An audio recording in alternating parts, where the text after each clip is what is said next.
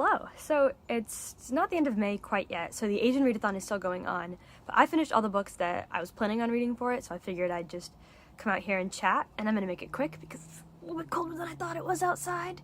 So let's start talking. So the first prompt is to read a book featuring an Asian character or written by an Asian author to whom you can relate. And so I chose for this The Sun and Her Flowers by Rupi Kaur. And overall, I think there were definitely aspects of it that I really liked, and I think something like poetry can be very hit or miss, right? Where you're gonna find some poems that you really resonate with, and some that are a little bit worse, and even more granular than that. It can be pretty hit or miss from line to line, and so there were definitely lines that I really, really liked from this, but there were also definitely lines that felt a little bit cringy to me, or trying too hard to be important, but then almost removing from the importance of what they were talking about by being too direct, or by saying things that felt like they were straight out of the pages of like the journal of a high schooler. So for example, one line that I didn't like that much was, "'cause slut shaming is rape culture, virgin shaming is rape culture." And while I agree with the premise of what she's saying, it sort of felt like she could have come up with a more creative way to say it, and just kind of throwing that line into the poem felt a little bit disingenuous to me. But there were also lines that I thought were really beautiful that painted really interesting images. For example, she says, "I even tried to bury myself alive, but the dirt recoiled. You have already rotted," it said. "There's nothing left for me to do." And I thought that was so beautiful and so cool. And so there were definitely some lines that were beautiful. And it's a quick poetry collection. I definitely am glad I read it, but I wouldn't say that I found it to be super monumental or anything. That's the first book. So the second book I read is for the prompt to read a book by an Asian author or written about an Asian character who is different than you. For this, I had Norwegian Wood by Haruki Murakami. This is both about a Japanese man and written by a Japanese man, so both of them are quite different from me. And kind of the premise of the book is it's the story of Toru, this college student in Japan, just around the time of these big grassroots revolution movements to reform higher education in Japan.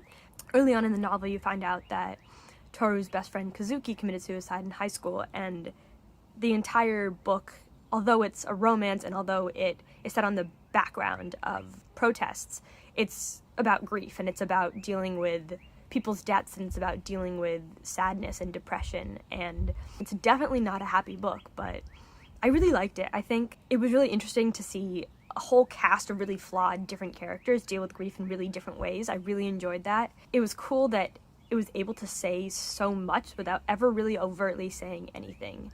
I really enjoyed that, and I enjoyed having to tease the meaning out of things rather than it kind of being handed to me.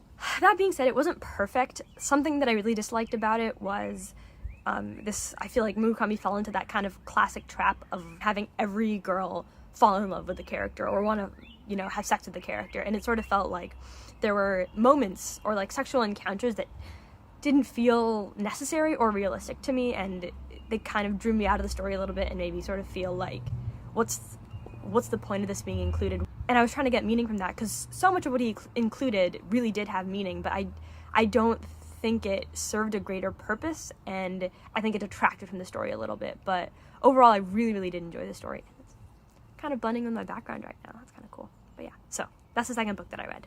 The third book that I read was to fit the prompt of read a book recommended by an Asian. And like I mentioned in my TBR video, I read a book recommended by my friend who's also Indian. She gave it to me for Christmas, and that was Men Explain Things to Me by Rebecca Solnit.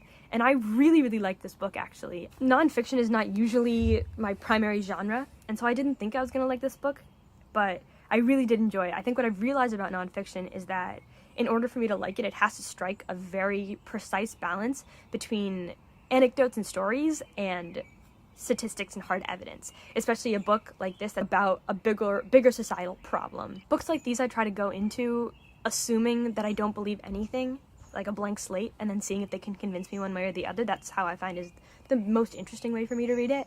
I kind of draw an immediate comparison to Between the World and Me by Ta-Nehisi Coates, which was kind of about police brutality and being black in America, and I just didn't like it as much because it felt like a lot of anecdotal evidence, which I understand was his purpose and I understand why, but I felt like I would have enjoyed having some more statistical evidence behind it, and I think it would have hit harder if there were those clear numbers behind it. And I think that Rebecca Solnit did a really good job of merging anecdotal evidence and hard statistics, although I think for this one I would have almost wanted more anecdotal evidence. There were some really great stories in there, and I found myself craving more of those kinds of stories and then getting bombarded with numbers sometimes. But overall, I really did like it. The final book is the one that everybody read, Little Fires Everywhere by Celeste Ng. I really liked this book. I think Celeste Ng did a really good job of capturing the woke white person who cares more about being recognized as woke than actually instituting any positive change. I really, really enjoyed this book. I think it was a super cool story. The plot is kind of just like a few key points during the book.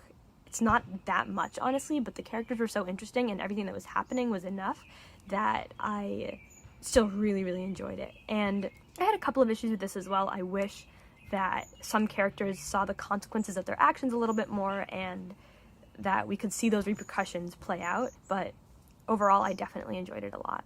Okay, so those are the 4 books that I read for the Asian Readathon this month. I'll have a kind of wrap up of all the other books that I read coming in a couple of days probably, but those are the ones that I read specifically for this readathon, and I had a really great time. And it's kind of fun to be able to choose my own books now, because I feel like in school I read a lot of white authors, and even when they're not white, it feels very like America Eurocentric. And the fact that Asia has over 2 billion of the 7 billion people who live on Earth, and I've read so few books written by Asian authors, is just a total shame to me. And so I'm really glad I participated. Definitely enjoyed myself. I don't know what to rate these books. To be honest, I don't tend to rate books. I'm a pretty easy reader to please, so I feel like almost everything would be like high 3, low 4, and except for maybe The Sun and Her Flowers, which would be like a high 2, low 3. Yeah, I don't know. I wish I had more clear ratings, but I mean, I guess there's no reason for me to, so okay. That's all I have. Bye!